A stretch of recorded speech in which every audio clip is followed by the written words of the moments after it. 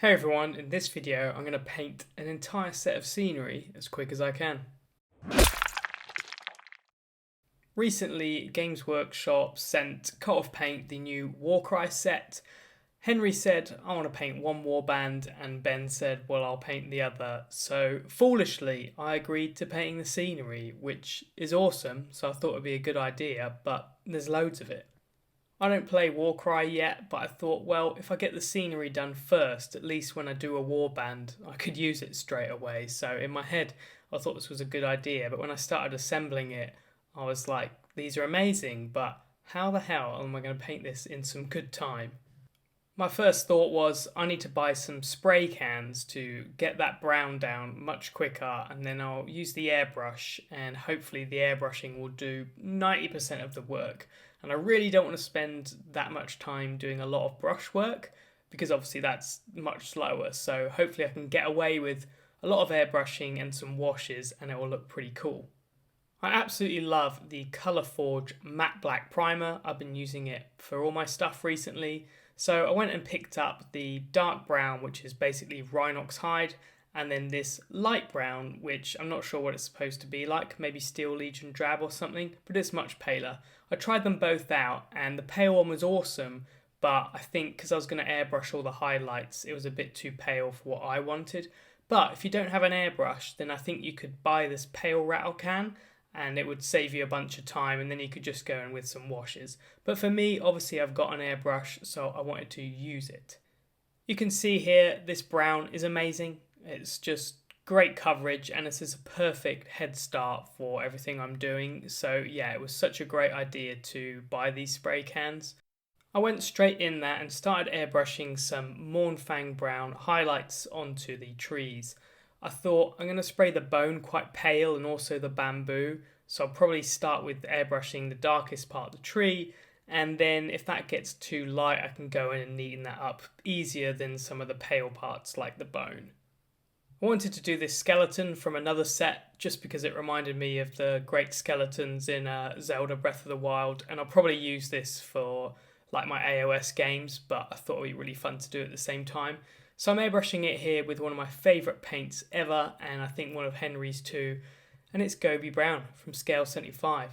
And this is such a natural kind of brown that it works well for loads of stuff. Wood, skulls, everything. So I knew I was going to feature this heavily. And you can see I'm just airbrushing from one direction where I imagine the light going to be, and it's leaving some of those shadows behind. So using the airbrush allows you to get some really dramatic lighting on your scenery, just easy. I prefer it to something like dry brushing because that just picks out things that stick out, and actually I want to paint it like there's some light cast on it. When airbrushing all the later parts, I tried my best not to get on the previous thing I'd airbrushed, like on this one, the big skull. I've obviously got the Mornfang brown highlights that I'd just done, but I'm not too worried. I'm going to have to hit them somehow. So yeah, I'll just have to go back in with a brush, but don't worry about that. Just do the best job you can, and it's still worth doing all those other airbrush steps. I don't like painting bone with really yellow colours, so I picked out this warm grey from AK, and I think it's perfect for a more natural looking bone. It's very, very similar to a more popular deck tan, but it's just one stop darker, a little more colour in it, and this is a go-to for me for skulls. And then I'm going to shade the skulls with this olive brown from Model Colour. Again, that's a real nice natural tone for the shadows, and all of these colours, including the Gobi Brown, have got a little bit of green in, I think. I start to airbrush that warm grey on, and I do notice it's quite a jump from the Gobi Brown, so maybe what I should have done is a mix. But the other thing is I've got it a little bit too thick in the airbrush, so the coverage is great, but actually I don't want that. I want to build it up gradually, and I ended up having to kind of go back and darkening it again with the airbrush just because I jumped to this step too quickly. But you can see the colour is awesome for skulls.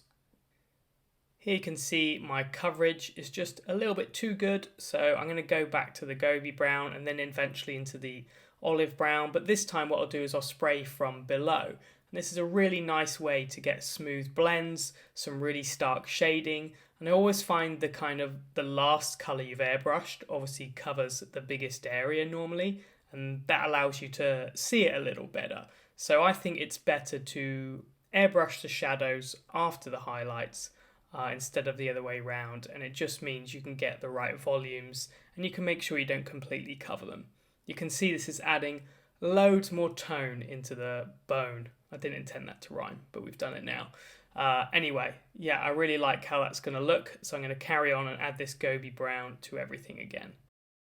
I started to airbrush the olive brown, and I made the same mistake as the highlights, and I just had this paint too thick in the airbrush, so it wasn't translucent enough and it didn't blend in nicely. It just kind of blocked in a little bit too harshly. This was because I was just trying to work too fast. I was rushing for sure. So all those cliche sayings like less haste, more speed were coming into play here because I had to keep redoing stuff. If I'd have taken my time a little more, then yeah, I actually would have saved some time. So I think the way to speed paint for me is actually to do fewer efficient steps, but do them nicely because yeah, you'll end up just redoing stuff like me. After some back and forth with those colours, I went back to that original highlight, and this time I diluted it a lot and I was really satisfied with the result. And these huge skulls are actually really fun to practice your airbrushing on. So maybe you haven't tried the airbrush before, or it's something you think you might get. This is actually a really cool thing to start using the airbrush because it's much easier than doing a small miniature. And if it goes wrong, you can just go in with the brush on these big pieces of scenery. So yeah, actually I really recommend airbrushing scenery. It's one of the best things you can use it for.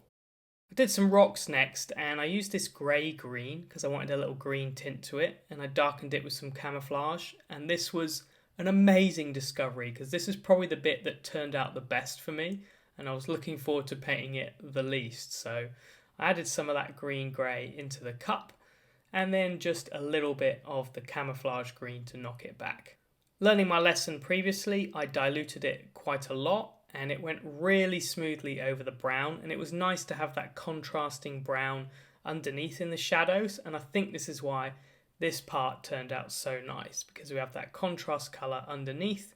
I went with the airbrush diluted and smooth, and if you add any green to rock, it tends to make it feel more natural as opposed to just straight up greys.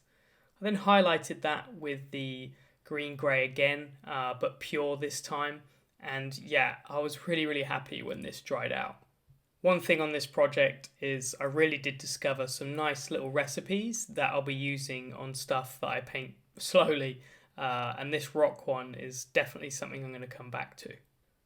I sprayed the bamboo in Gobi Brown, and I was looking at it thinking, yeah, it's not quite the right colour, is it? I was being lazy and thought I could get away with just leaving it that, but yeah, I knew I had to change it. So I thought, what's going to be a great colour for bamboo? It needs to have that little yellow tint to it. So I picked out this Zandri Dust. And again, like the rock, I was thinking, I'm not looking forward to this.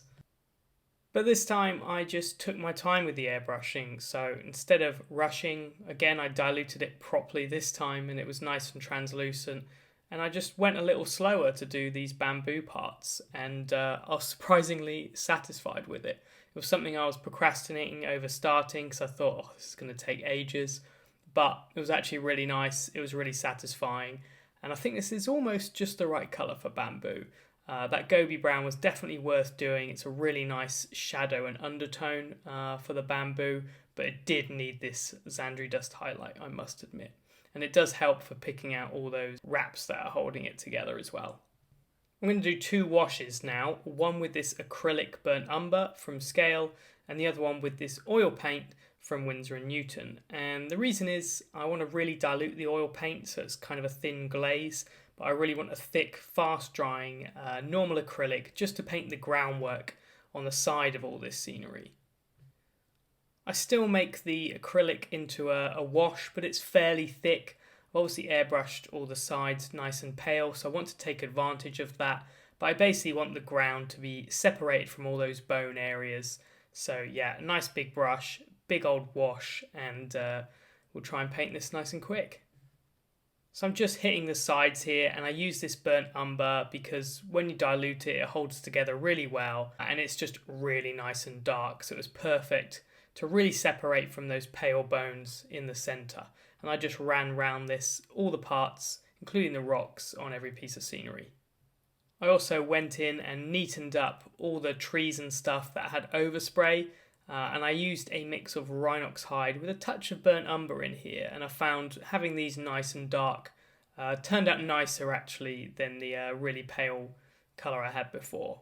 I'm going to use an oil wash for the rest of it, because with an oil wash you can make it super thin, so it's just going to tint the colours really. I'm not looking for a thick wash on parts like the bone, and also you won't get any stains or puddling, and if you make any mistakes then you can clean it off. So that's why I use this in particular for those really huge areas like the bone, and it's so pale you don't want to risk it and ruin it with a normal wash. You can see the capillary action with an oil paint is absolutely immense, and like I said, it just works much better when it's really diluted. Other things split and cause stains where there's an oil with a thinner. Here I'm using Sans Odor, and yeah, it just holds together really well. And I use this on all the bone and the bamboo sections. If you use it really thin to start with, then you can always thicken it up if you want a more defined part in some of the recesses. I'm using this as like a filter really, just to tie everything together and get some subtle shading in the recesses, not a really defined one. It worked really nicely on these huge sections of bamboo, and it was very satisfying putting this oil wash on nice and quick, and I was like, yeah, okay, that was worth it. And at this point I was enjoying it. When I was sort of not sure what to do and just started the airbrushing, then I wasn't loving it because I felt I had loads to do, but at this point I knew I'd got the worst bit done, and adding these washes is actually pretty fun. I think the bone is looking amazing now in the end. It just needs a little bit of definition in some of those recesses, but we've painted all this light and shadow with the airbrush, so that's why I want to use the oil wash. It's really nice and subtle, and if I do something I don't like, I can get some clean thinners and get rid of it. You can just watch how great oils are. They're really worth investing in. They're miles better than any kind of wash you get ready-made in a pot, certainly for this purpose. But yeah, just a light filter is fantastic. If I got any pooling, then I could just wick that up with my brush. But yeah, it was absolutely fantastic, and I was really happy with the final result of all these big bone areas. Something was missing, and I thought the edge needs to tie in with the board a little better, so I picked up this dry mud from Forgeworld as a weathering powder. I put this on all the muddy areas on the side, and it helped to make them look really matte, dry and dusty, and actually the colour is going to fit really well with the board that you get in the set. So I haven't used this for years, this particular colour, and it was just perfect for this use.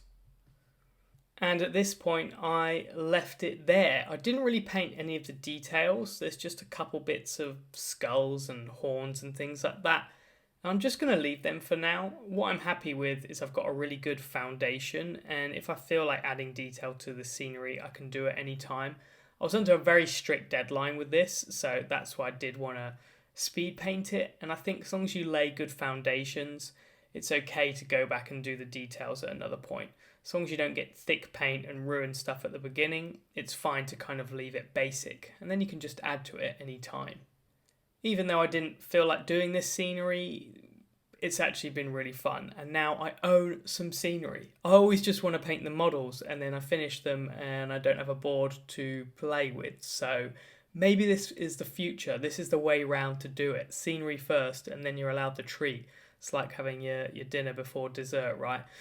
So yeah, I'm hoping to do a Warcry warband in the future, and then I can actually play some games with it and try this game out.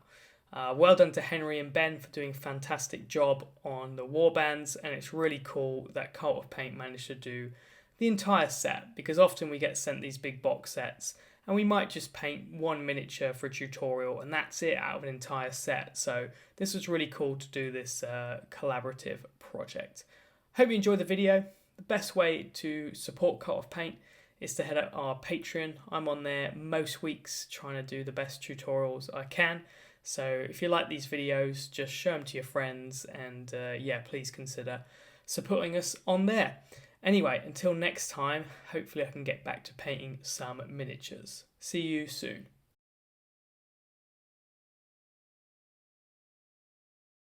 Blah blah blah. Warhammers.